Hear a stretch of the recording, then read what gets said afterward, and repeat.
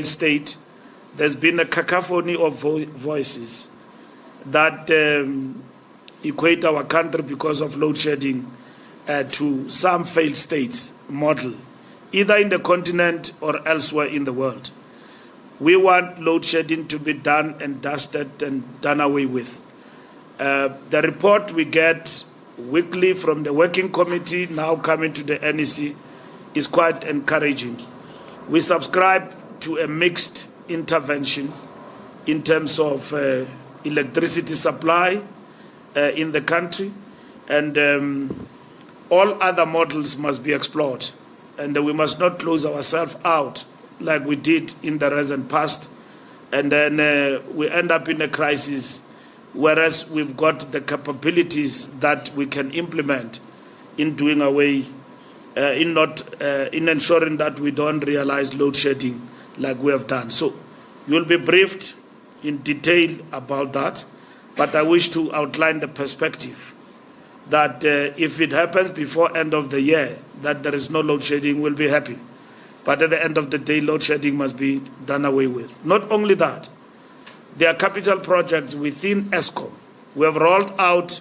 It is now been empirically proven in terms of evidence from Statistics South Africa that the account of the past 30 years of freedom will say to you that South Africans have been connected to the grid. The fact that we realize load shedding, it does not mean that electricity supply and connection of the households have not happened. In the past 30 years, it has happened. It is said that we're at 36 when we came into power.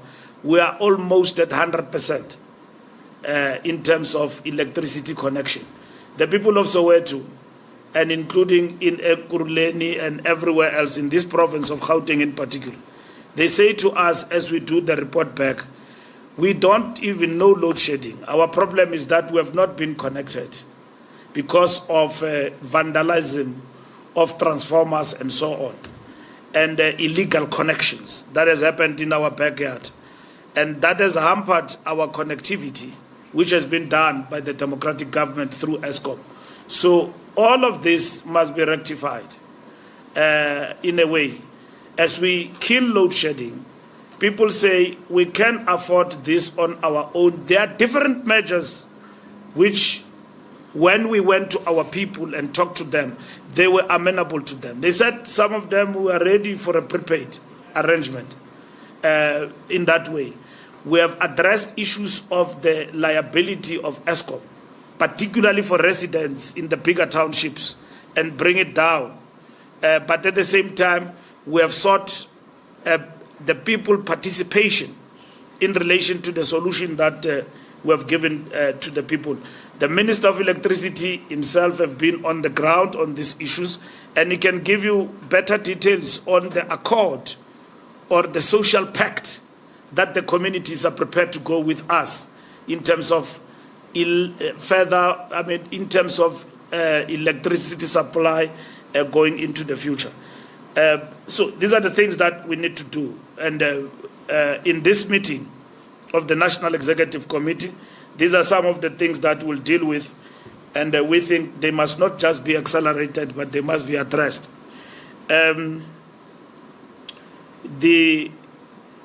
The comments of President Thabo Mbeki, we note those comments in reality that the President Mbeki has actually raised about a whole range of issues. It is not up to us when older people make comments and criticize us, we respond to them. We have taken that view as the National Executive Committee. President Mbeki is a veteran of the ANC, he's a stalwart, he's decorated. When you see him, you see ANC itself. So the issues that he raises about the renewal, we are attending to them. We are almost 1 year from conference. I've met with him several times, and we have agreed on this. So we have adopted a committee of renewal. We are no longer at the conceptual level about renewal. What is renewal? Renewal is about not only dealing mainly with ethical conduct of members, it deals also with the modernization of the ANC as a party, among others. There's a whole range of issues that we deal with. So the renewal committee is headed by the president and I'm the coordinator. We are supported by former leaders in terms of the renewal project. So it's going to be implemented in terms of it being overseen by the committee that the National Executive Committee will finalize here today. We wanted to move with speed by now, that committee should have been intact. It is not, but the renewal project in itself cannot be confined to committees. It is unfolding and implemented. And let's talk about corruption. It is not like before where members of the ANC can be implicated into corrupt activities and be arrested, and the organization will simply flout the presumption of innocence principle. We have taken further steps as a party, first and foremost. There's no other party in this country that have taken steps like the ANC have done.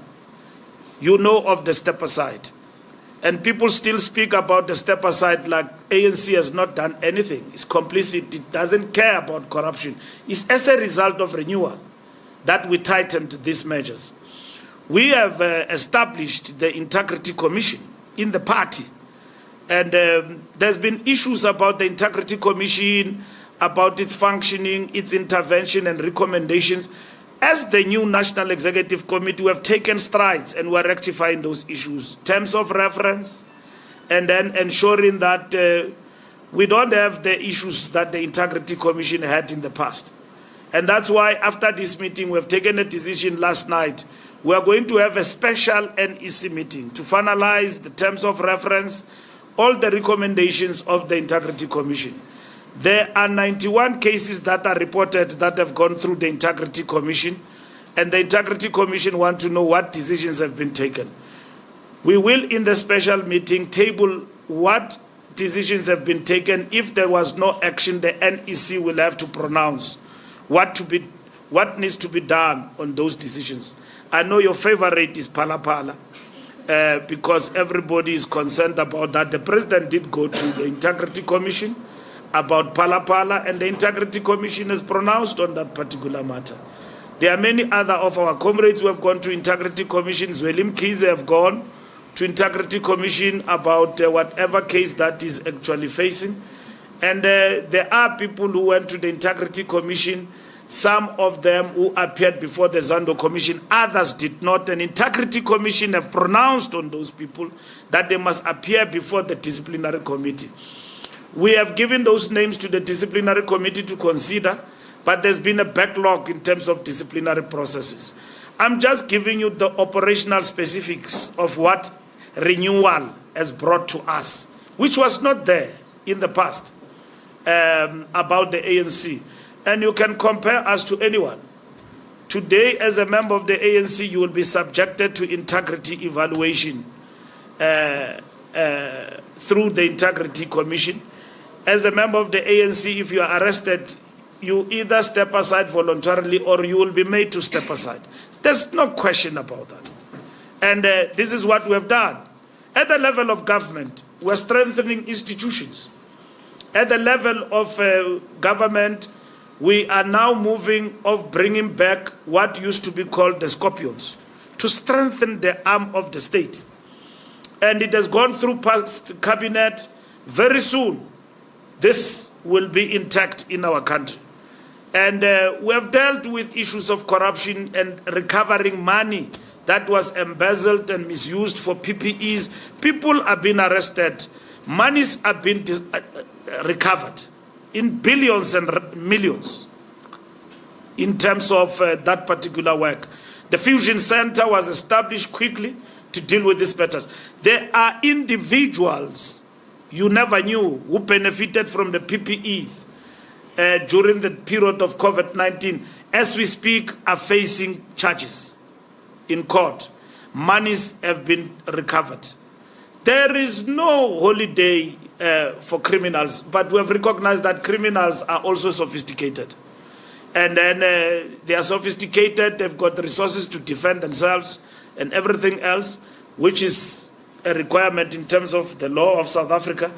But nonetheless, our determination, consolidating, strengthening the institutions of the state, which we have admitted that at some point these institutions were weakened. We have worked backward to ensure that these institutions are actually strengthened. So, President Mbeki and his views about the renewal could be justified given the pace and where he wants the organization to be at. And in this particular instance, if you are an organization which has got elders like him, you don't argue with them. You embrace what they say as a constructive criticism, even if they have to raise it in public, in the midst of our enemies. It's still fine with us. That's what makes the ANC better. That's what makes the ANC to win the accolade of a people's movement. Umbuto wabantu. Because everybody has got a claim to this organization. Even people who are fierce critics of the ANC, they will tell you, I was here. I was made to move a bit because of the following things were not met. To win those people back, it's important that we must listen. If you are an organization that is allergic to criticism, you will not grow. You will not even be seen to be an organization on the mend. And what we promised in our manifesto in 2019, we said we've got the good and the bad, and then we have veered away at some point. And then our people have accepted that. And this is what we need to understand going forward. So, President Mbeki and the comments and everything else, it is something that the party all the time, as we meet, like in the National Executive Committee, if such things are raised, we must attend to them. But our doors are not closed. We'll still engage. He's a member of the NEC. He has apologized from being here. And we'll still engage. And we know some of the views that he has expressed to some of us. But at the end of the day, the movement has got to consolidate and defend freedom. Otherwise, whilst we criticize each other, this freedom will go, because our enemies and our opponents, I'm using the word enemies and opponents interchangeably because the two is not the same, have increased and have become emboldened with the belief that the ANC can actually drop in this election. And in that way, the elephant will fall, because they call us an elephant. They say you must eat it piece by piece. But we are not a falling elephant. We were moving on. And we are very much determined to do the corrections as we move on. The deadline for nominations is this weekend. It's the 14th, 15th tomorrow. And then we are giving a detailed report. There's been a great improvement in terms of the nominations. But the report will tell us, and will give you a feedback on Tuesday, once the NEC has reflected on the NWC report on that matter, how far we have gone. ENCA, Mkunu will come here and tell you about water, and Social Transformation Committee will tell you. You will know that some of the water challenges we've got is as a result of maintenance in the municipalities. I live in Johannesburg, and I live in the suburbs. In Johannesburg, in the suburbs, that's where I live. And then even the suburbs have been affected by water shortage. Normally, when there is a problem of water, it goes one way to the suburbs, which are townships. But in this instance, the problem of water shortage has been global. You wake up, there is no water in Johannesburg. And, you know, these are the defects in the system of multipartyism and coalitions. Because you see that Johannesburg has been mismanaged. There's never been stability here since we have a period of coalitions. It's democracy. But you know why? It's because when a new coalition partner come in, they want their new municipal manager. They chuck away everybody in the system. They get their own people for a quick thing. And then after 5 days, there is change in the room. The partners do not disagree. And then they change, and then there is no stability. That's why, as the ANC, we went to the coalition conference convened by the deputy president and said, let us legislate that the party that is in majority must be allowed to form government and work with others, irrespective of whether you agree or not agree. I must not work with people. Anyway, these coalitions we've got, we are with people there who ideologically we don't share the same perspective. But we're there for convenience, looking at each other for convenience and all of that. That's the reality. But that on its own affects governance. When we went to this, others boycotted, not many. And then there was a movie there by one youngster there who heads a political party who did what he calls a walk away. Small political parties fought very hard to say that you can't bring that. You are undemocratic, will take you to court. They threatened everything. Because here in this country, in terms of the arrangement we have at local government, a party with two people can have a mayor of the city and call shots and become a kingmaker and all of that. And then others argue that that is the democratic outcome. But the democratic outcome that affects the will of the people. The people who voted did not give you outright majority. In self-respect and modesty, you are supposed to say, Nindinika into enkulu bantakwethu kodwa ndiyabulela. Andikange ndinikwe amandla amangaka by the people who voted for me. I'm a one-man party. Let me play in the back room. If you accommodate me, it's fine. They don't say that. They agree. I will be the mayor, it's fine. And then that is it. Now, you know, governance comes with experience. It's good when you are an opponent because you wake up and oppose and they say all sorts of things. But the taste is in the pudding, in the detail, that you've got to now govern and then you're faced with the bigger challenges. And that is what actually happens. So we need to work with everybody and then institutionalize in terms of legislation, coalition governments, how they should actually happen in our country. Now, I've seen people going everywhere in Germany, wanting to learn how coalitions must work.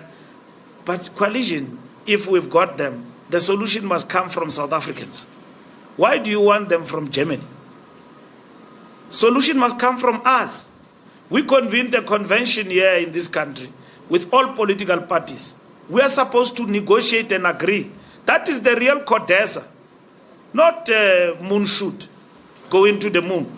The real CODESA is about if there is coalition in this government, in this country, how are we managing it in local government? How do we manage coalition?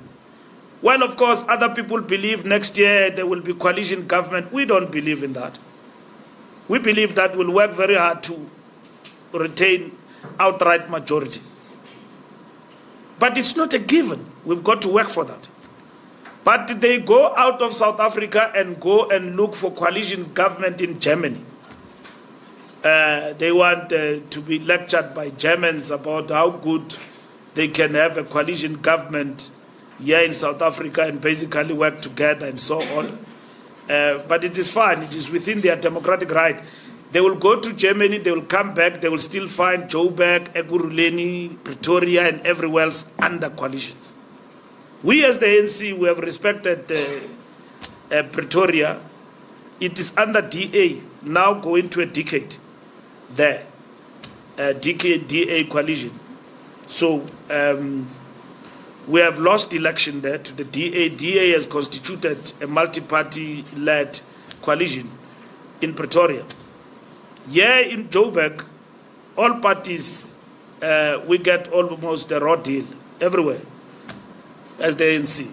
And we are looking into that because our provinces took semi-independent decisions about going into this coalition without direction of the NEC. As we sit in this NEC, the issue of coalition is arising here. And we are going to look into, does this serve the interest of the people first? Before Are we able to deliver through these coalitions? And what is it that is practical that can make us deliver?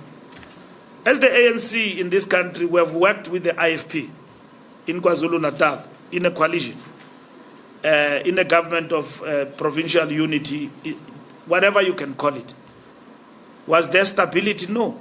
We had 4 MECs and they delivered. They do the splendid work. We worked very well with the IFP in KwaZulu-Natal. And so the fact of the matter is that what in KZN made the ANC to work with the IFP was not by choice. It was respecting the will of the people in the past elections. So in these instances, the coalitions have not delivered for our people and so on. So Senzo Mchunu will have to explain the issue of water and then how local government in certain areas has actually worked in building the infrastructure and the challenges that they've got. There is no local government that can work on its own. It must work with national government. The same as the problem we're resolving in Tshwane of Hammanskraal. We are working there with Celius between national government into intergovernmental relations, working together to sort out that issue of Rooival.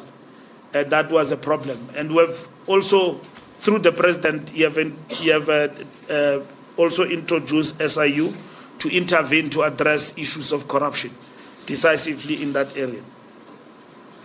ENCA, I've answered the issue of Thabo Mbeki, former president. Ntebu, adoption of renewal of on ANC and renewal. I've explained renewal.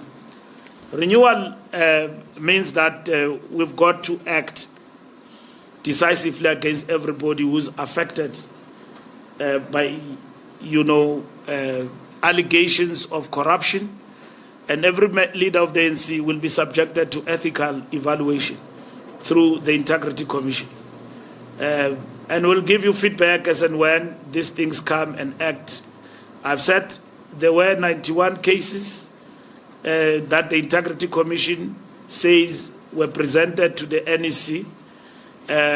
We have compiled a report now, looked at all those cases, and then we'll report after the special NEC meeting, which will be convened specifically to focus on integrity issues and finalize them. But over and above that, there are already cases the Integrity Commission is dealing with as we speak. Those matters will come before the NEC will process them, and then decisions as and when they are taken, we will brief not only our members but the public as such. So I am saying to you, the program of renewal is rolling.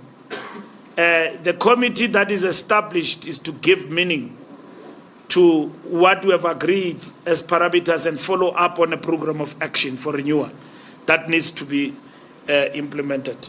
So that's what we're doing going forward. Thank you very much, SG. I was about to wrap up also SGS to go back to the NEC. I do see hands. I'm going to ask yourselves, colleagues, to really keep it succinct in the interest of time. Lizelle over there and CD at the back. Just a couple of matters, Mbalula. One is on National Treasury. And Nomokolo Kubai said to me, I think it was 2 weeks back, that National Treasury was attempting to usurp as someone who meddles, someone who interferes in processes at ESCOM.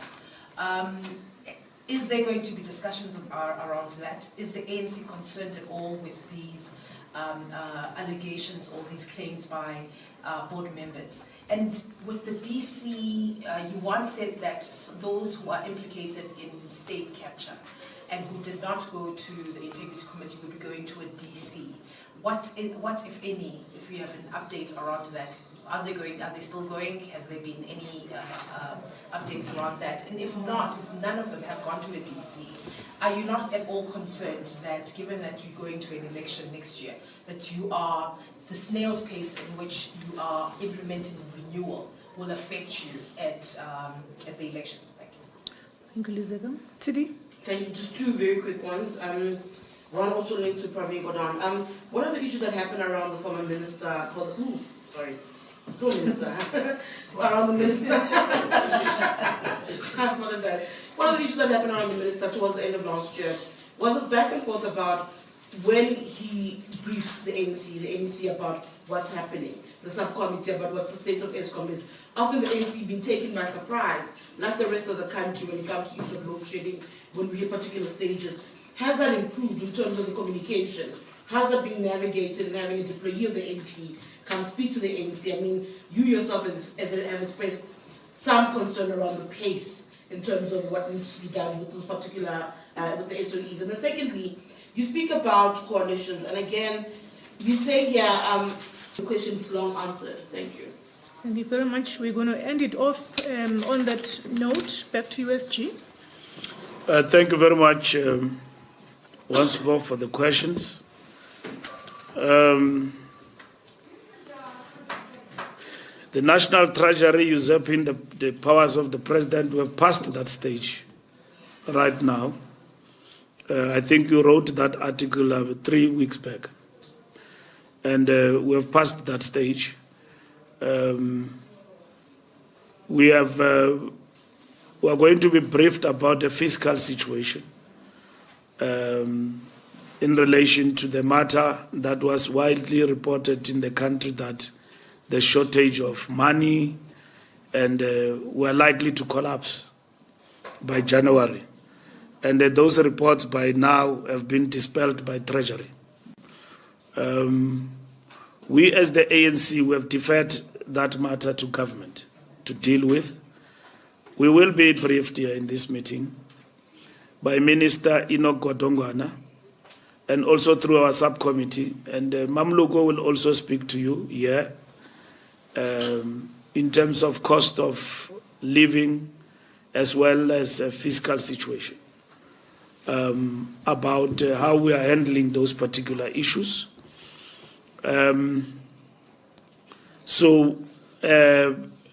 We have deferred this matter of the fiscal situation to government to handle and deal with decisively.